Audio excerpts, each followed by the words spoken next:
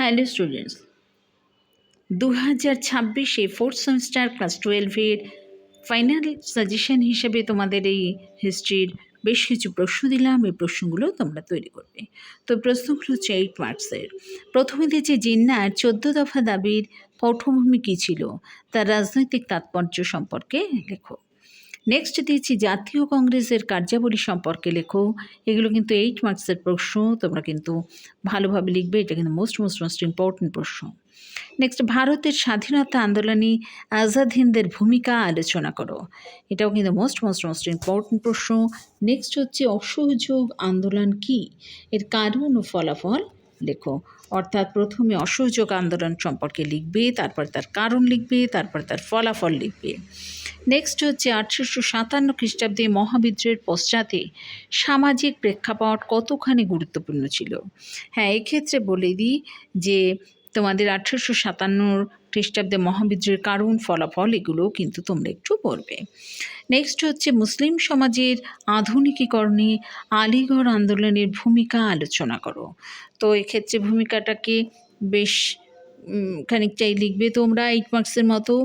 Next হচ্ছে যে 1946 খ্রিস্টাব্দে নৌ বিদ্রোহের ব্যর্থতা সম্পর্কে লেখো, আর এক্ষেত্রে তোমরা কারণটাও একটু পড়বে।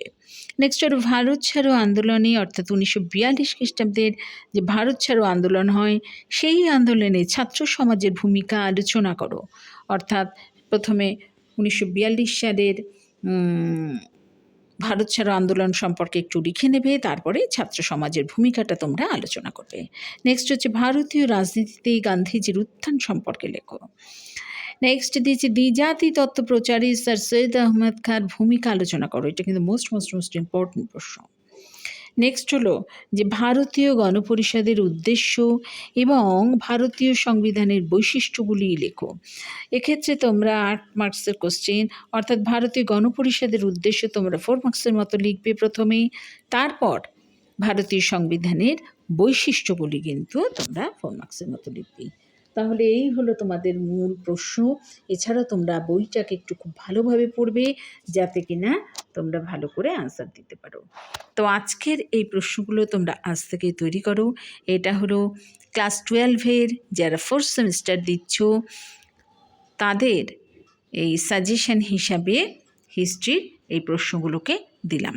এগুলো হচ্ছে 8 মার্কস। এই প্রশ্নগুলো ছাড়াও তোমরা কিন্তু একটু বইটাকে খুব ভালোভাবে পড়বে, যাতে কিনা ভালোভাবে উত্তরগুলো লিখতে পারো।